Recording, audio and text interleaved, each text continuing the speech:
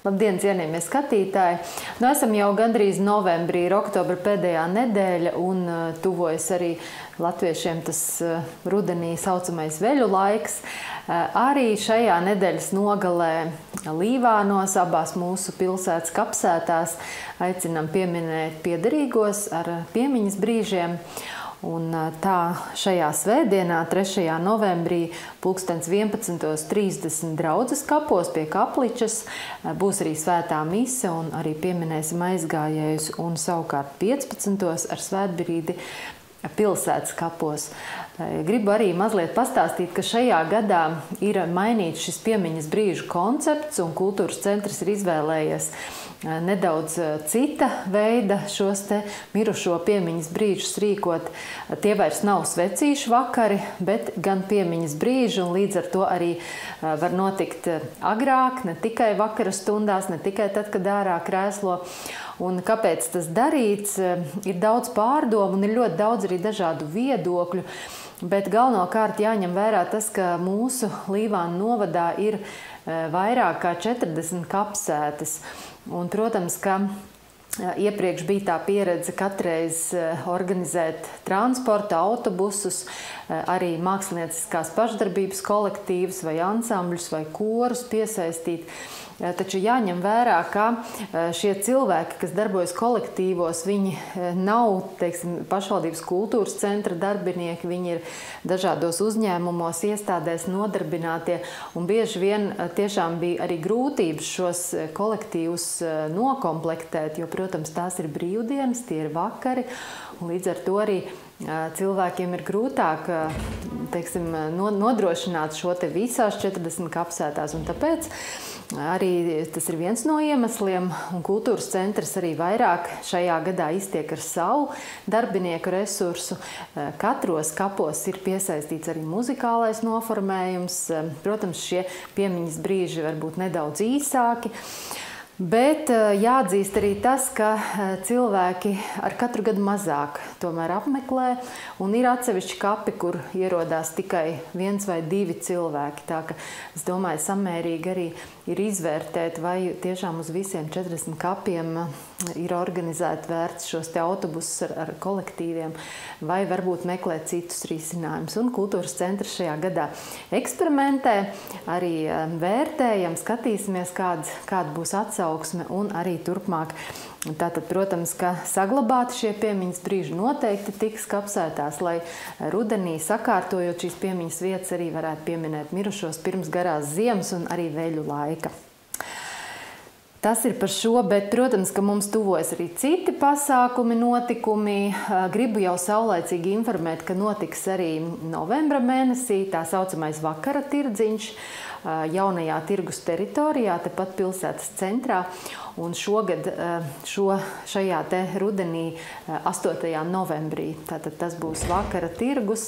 Aicināti ir visi tirgoties gribētāji mūsu novadu un arī no citurienes, protams, un īpaši arī bērnu mantu bodīte, jo pirmajā eksperimentā, kad notika vakara tirdziņš, šī ideja ļoti labi tika atbalstīta un bija ļoti daudz mazo tirgotāju, gan mazpulcēnu, gan vienkārši bērnu, kas izmantoja un mācījās šīs pirmās prasmes, ko tad nozīmē arī nopelnīt šos te pirmo naudiņu.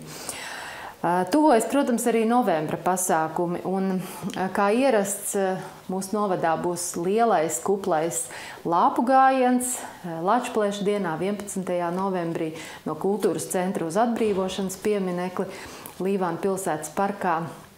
Un pēc tam arī plostu laišana Daugavā pie amatniecības centra.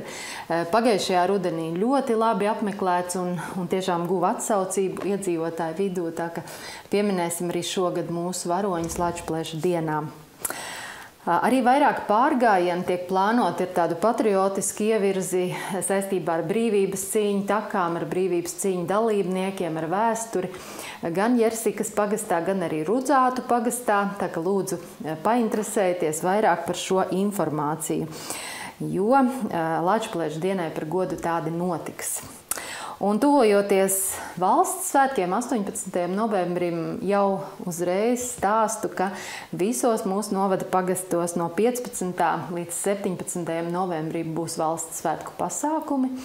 Tātad gan pagastos, gan arī 18. novembrī tieši mūsu Latvijas Republikas proklamēšanas gadadienā, tātad tieši Līvānos un ar īpaši kvalitatīvu svētku programmu, ar tādu ļoti, var teikt, augstvērtīgu orķestri, kas ir viens no spilgtākajiem džeza orķestriem, Mirage Jazz Orchestra, kas viesosies Līvānos, un es tiešām aicinu izmantot šo iespēju, jo kolektīvs ir tāds, kas apvieno labākos Latvijas džeza mūziķus, un viņiem tieši šogad arī aprit 20 gadu darbības jubileja, tā ka tas ir viens no visprofesionālākajiem šāda veida orķestriem Latvijā. Ļoti daudz dažādu konkursu laureāts un pulcinājis ir tiešām pašus labākos džēza mūziķus.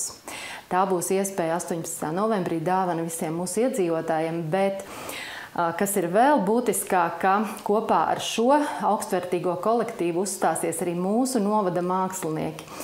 Īpašs prieks par bērniem un jauniešiem no vokālās studijas Spurgaliņas, kas gatavo kopā šo programmu, un arī jaukto koru Rubus, kas arī intensīvi strādā pie 18. novembra programmas. Tā ka šajā koncertā tiešām būs vērts būt klāt un redzēt un dzirdēt. Un, protams, visos šajos valsts svētku pasākumos mēs sumināsim arī laika biedrus, tos cilvēkus, kas ir ar savu darbu, ar savu attieksmi, ieguldījumu, devuši nozīmīgu ieguldījumu gan mūsu novada attīstībā, gan visas valsts izaugsmē. Par vairākiem cilvēkiem, kuriem pasniegs atzinības rakstu 18. novembrī, tieši šo ceturtdienu lems arī Līvānu novada domas deputāti, jo ceturtdien ir arī kārtējā domas sēde. Tā kā vēl visiem veiksmīgu šo nedēļu un uz tikšanos jaunedēļ. Visu to labāko!